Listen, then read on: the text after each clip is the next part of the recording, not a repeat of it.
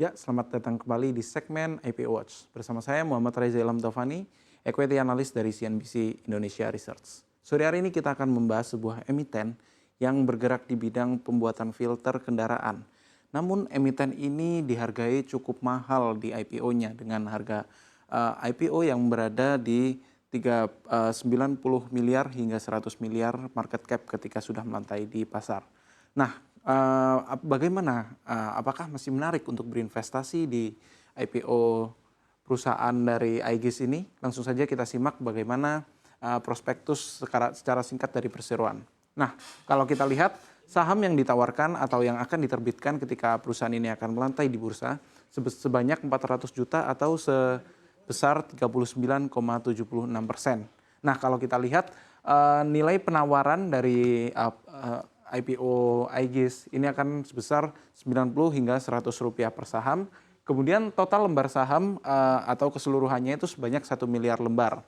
Dan ini akan menghasilkan market cap berkisar antara 90 hingga 100 miliar rupiah. Kemudian dana perolehan IPO diperkirakan sebesar 36 hingga 40 miliar dan juga IPO dari IGIS ini menawarkan waran atau pemanis sehingga akan dapat menarik daya tarik investor dengan rasio 4:1. Artinya dari setiap 4 saham yang dimiliki akan mendapatkan gratis waran sebanyak 1 lembar. Kemudian harga exercise yang akan diperlukan untuk exercise dari warannya sebesar Rp90 dan juga underwriter dari IPO emiten IGIS ini yaitu PT Shinhan Sekuritas Indonesia yang memiliki kode broker AH. Kemudian kita simak juga terkait dengan jadwal IPO dari IGIS. Ini akan melaksanakan book building pada saat ini yaitu antara 22 hingga 24 Agustus 2023. Kemudian emiten ini juga akan melakukan penawaran umum pada tanggal 4 hingga 7 September 2023 dan pencatatan saham atau hari pertama melantai di bursa dilaksanakan pada 11 September 2023. Ya, kita langsung saksikan bagaimana sih kinerja finansial, kemudian operasionalnya juga, hingga valuasi apakah menarik untuk berinvestasi di IPO IGIS.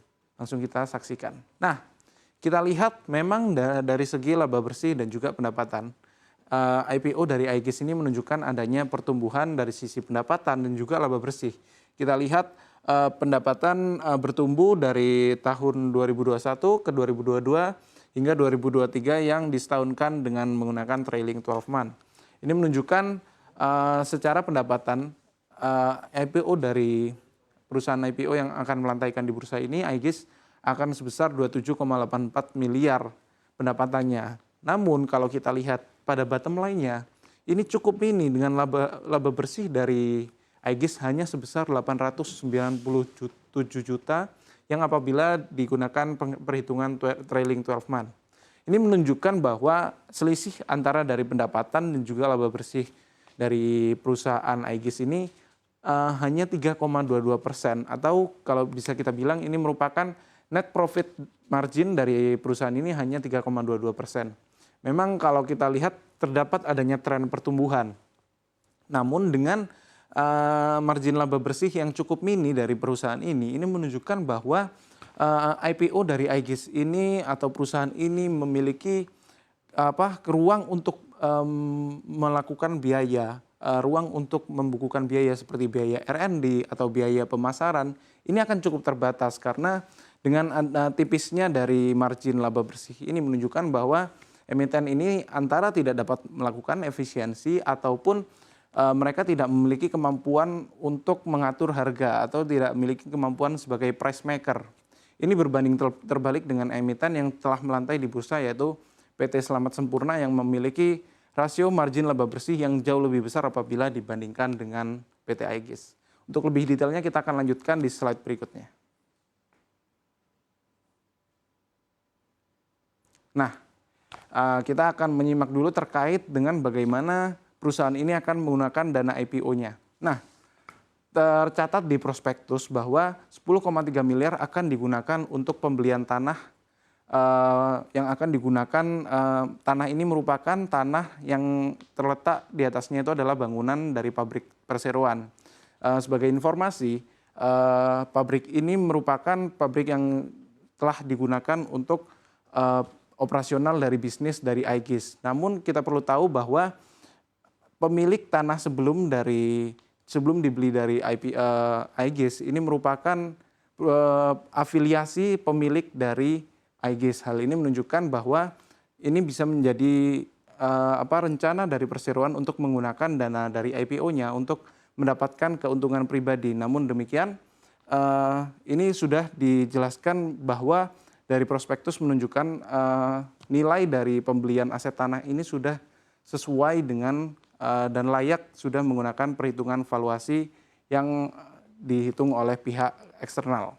Kemudian sebesar 1,2 miliar atau 3,16% juga akan digunakan untuk pembangunan gudang baru di atas tanah dengan nomor SHM 712, 713, dan 714. Nah, ini menunjukkan bahwa pembelian tanah ini juga dilakukan pada pihak afiliasi. Dengan begitu ini menunjukkan kalau misal perusahaan ini memang menggunakan dari dana IPO-nya hanya untuk pembelian tanah yang di atasnya ada bangunan, bukan untuk pengembangan bisnis yang dapat memberikan nilai tambah untuk perseroan, yang bisa memberikan pertumbuhan kinerja ke depannya untuk perseroan, sehingga mereka dapat semakin menunjukkan growth-nya ke depan. Mengingat bahwa kita tahu laba bersihnya cukup mini, hanya di bawah 1 miliar, yaitu di 897 juta. Ini menunjukkan bahwa perusahaan ini belum terlihat dari dana penggunaan IPO-nya untuk melakukan sebuah aksi korporasi atau belanja modal atau capital expenditure yang signifikan untuk memberikan pertumbuhan yang signifikan untuk kinerja perseroan. Kemudian kita lihat juga di sini sebesar 3,6 miliar atau 9,16% akan digunakan untuk belanja modal pabrik penunjang operasional perseroan. Nah, mungkin bisa kita lihat dari nilai ini memang menunjukkan bahwa adanya belanja modal. Namun kalau kita lihat lebih detail, sebenarnya belanja modal yang dilakukan di sini lebih digunakan untuk pembelian peralatan-peralatan. Namun kalau kita lihat pembelian peralatan itu tidak akan berdampak signifikan terhadap pertumbuhan kinerja khususnya dari pendapatan hingga laba bersih yang signifikan untuk tahun-tahun kedepannya dari perseroan. Nah, kemudian kita lihat juga sisa dari dana hasil penggunaan IPO ini akan digunakan untuk modal kerja perseroan dan modal operasional untuk pembelian persediaan, kemudian juga digunakan untuk pembelian bahan baku, barang setengah jadi dan barang jadi. Ini menunjukkan bahwa perseroan membutuhkan modal kerja untuk menambahkan modal kerja supaya mereka dapat menambah persediaan. Ini mengindikasikan bahwa mereka memiliki keterbatasan kas untuk melakukan belanja modal kerja untuk persediaan untuk membeli bahan baku. Nah, kita lihat lebih detail bagaimana di slide selanjutnya. Nah, kita memasuki bagaimana apakah memang layak untuk membeli IPO dari Aegis. Kita lihat dari segi laba bersih, perusahaan ini hanya membukukan laba bersih 897 juta secara trailing 12 month pada tahun 2023 ini. Kemudian, kapitalisasi pasar akan berkisar antara 90,5 hingga 100,6 miliar. Artinya, dengan membandingkan antara laba bersih dan juga kapitalisasi pasar, kita akan mendapatkan nilai earning yield.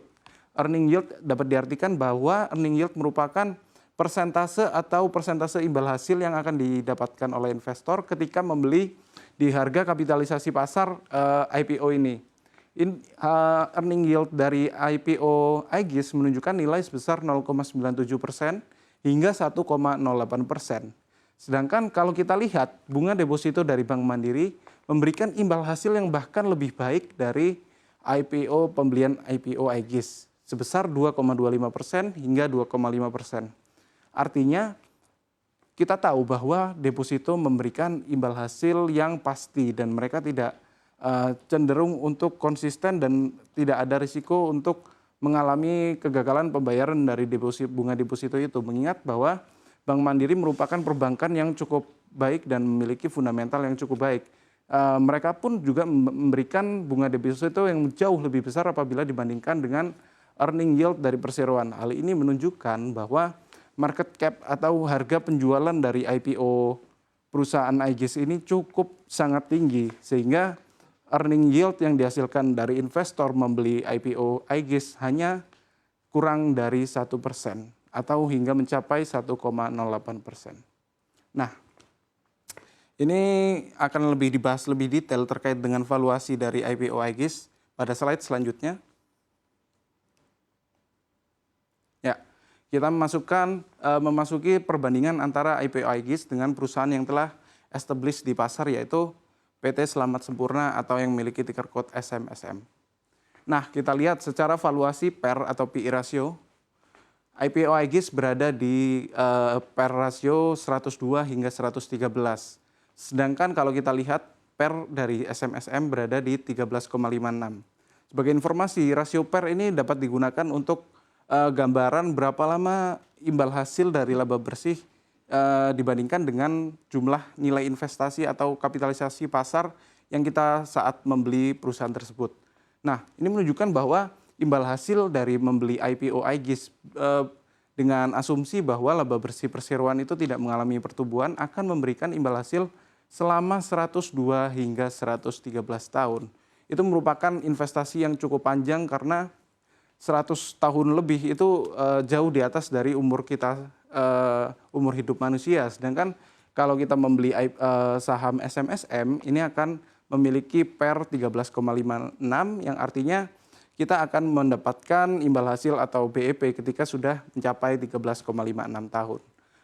Perbandingan ini menunjukkan bahwa valuasi Aegis jauh lebih tinggi dibandingkan dengan SMSM yang kita tahu secara efisiensi dan efektivitas kinerja menunjukkan kinerja yang jauh relatif lebih baik semuanya dari segi gross profit margin atau selisih antara pendapatan dan laba kotornya, kemudian net profit margin selisih antara laba bersih dengan pendapatannya, kemudian secara ROE atau efektivitas perusahaan untuk menghasilkan laba dari modalnya, dan juga ROA atau efektivitas perusahaan dalam menghasilkan laba dari asetnya.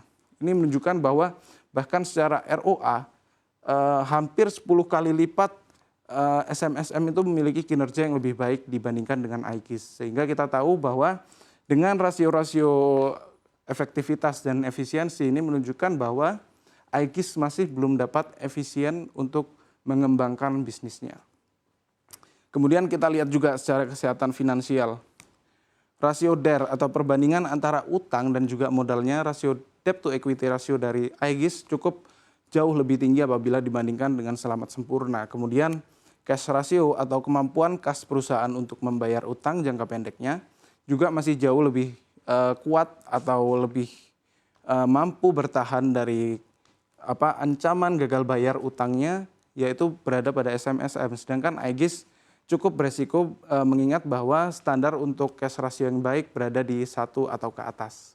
Sehingga kita tahu secara valuasi apabila dibandingkan dengan SMSM yang juga memiliki bisnis yang juga lebih telah mature dengan produk filter salah satunya Sakura, itu juga menunjukkan bahwa IPO dari Aegis ini cukup premium harganya dibandingkan dengan SMSM yang memiliki kinerja yang jauh sudah lebih baik dan juga sudah lebih mature.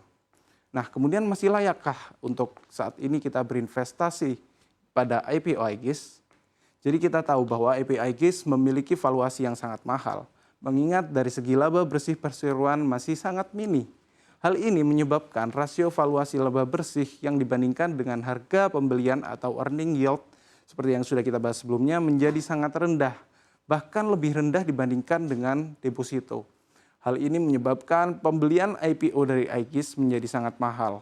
Mengingat imbal hasil deposito Bank Mandiri yang notabene lebih rendah risiko dapat memberikan imbal hasil yang lebih tinggi. Earning yield berkisar antara 0,97 hingga 1,08% untuk Aegis, sedangkan deposito Bank Mandiri memberikan imbal hasil 2,25 hingga 2,5%. Selain itu, Bursa Saham Indonesia juga memiliki perusahaan yang telah lebih mature bisnisnya dalam bisnis filter kendaraan, yaitu Selamat Sempurna. Merek yang lebih kuat akan memberikan potensi margin keuntungan yang lebih tebal, dan juga hal ini tercermin dari rasio gross profit margin dan net profit margin dari SMSM yang jauh lebih besar. Kecilnya margin keuntungan dapat merugikan perusahaan sebab mereka tidak dapat fleksibel dalam mengeluarkan biaya lebih seperti untuk riset dan pengembangan atau R&D, kemudian mereka akan cukup kesulitan untuk melakukan biaya pemasaran dan sebagainya. Tidak hanya itu, penggunaan dana IPO ini tidak menunjukkan adanya penggunaan yang akan memberikan pengembangan yang akan memberikan mesin pertumbuhan signifikan untuk perseroan. Atas dasar hal tersebut, pembelian IPO dari PT Anugrah Spare Part Sejahtera Tbk atau yang memiliki ticker code AEGS sangat tidak direkomendasikan. Pelaku pasar akan lebih baik untuk mengalihkan dananya pada deposito yang notabene lebih aman dari risiko. Atas dasar tersebut, disclaimer on, keputusan investasi tetap di tangan Anda. Saya kembalikan ke Safrina. Terima kasih.